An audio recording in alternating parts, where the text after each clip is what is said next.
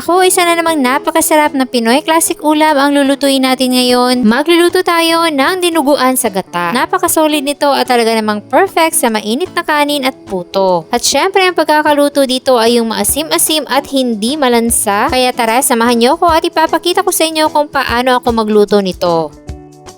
So gagamit tayo dito ng laman loob ng baboy at dahil nga late na kami pumunta ng palengke, eto na lang yung naabutan namin. Nalinisan ko na yung mabuti at sabi nila magandang pantanggal daw ng lansa itong coffee powder. So lalamasin lang natin yung mabuti at pagkatapos ay huhugasan lang natin yan ng malinis na tubig. After nyan ay ilalagay natin dito sa kumukulong tubig at meron tayo ditong dahon ng oregano at tanglad, pampatanggal din to ng lansa. So papakuluan lang natin yan ng mga 15 to 20 minutes o hanggang sa lumambot. And then, huhugasan natin yan ulit ng tubig para sure na malinis. Tapos, ay hihiwa-hiwain na natin yan at depende na sa inyo kung anong klaseng slice yung gusto nyong gawin. Pagkatapos natin yung ma-slice ay magigisa na tayo. Unahin natin yung luya. So konti lang dahil may gagamitan pa tayo mamaya. Yung iba hindi sila naglalagay ng luya. Pero ako naglalagay talaga ako kasi dagdag flavor. Tapos ilalagay na rin natin dito yung sibuyas. At isunod na rin natin yung bawang. Kapag nagisa na natin yung mabuti, ilalagay na natin ang ating pinaka main ingredient. Haluin natin yung mabuti at yes, ginigisa ko talaga muna yan para mas masarap. Kapag malapit ng kumulo, maglalagay na tayo ng 1/3 cup ng suka at hayaan lang muna natin mag-simmer for 3 minutes bago natin haluin.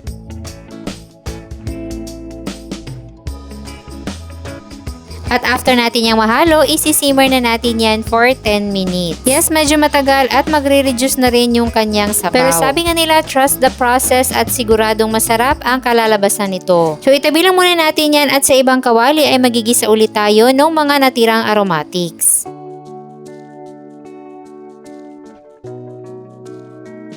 At dito na natin ilalagay yung ating mga na-slice na laman loob. At igisa natin yung mabuti. Then titimplahan natin yan ng asin at black pepper. Tapos aantayin natin yan na maprito siya ng mabuti dyan sa mantika. At kapag ganitong nagbabrown na siya, pwede na natin ihalo yung niluto natin kanina. Maglalagay rin tayo ng isang pork cube pampalasa at haluin na natin yang mabuti.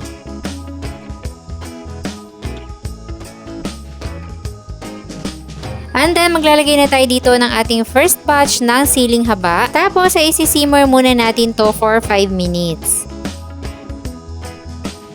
And then, dadagdagan ko lang ng more black pepper.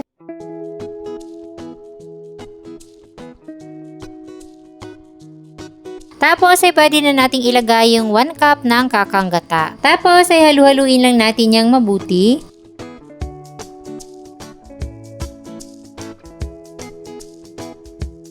At i-simmer natin ulit for another 5 minutes. So after 5 minutes, pwede na nating ilagay yung ating second batch ng siling haba.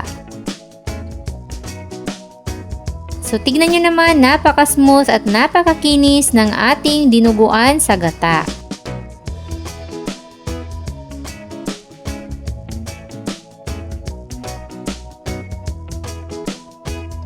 Masarap dito yung mainit-init pa yung kanin at kung meron kayong puto, yun yung kanyang perfect combo.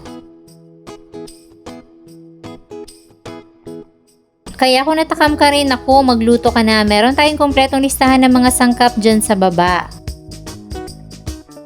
Sure na walang lansa yung ganitong luto, maasim-asim at napakasarap. At sana'y nagustuhan nyo ang ating recipe for today. Enjoy!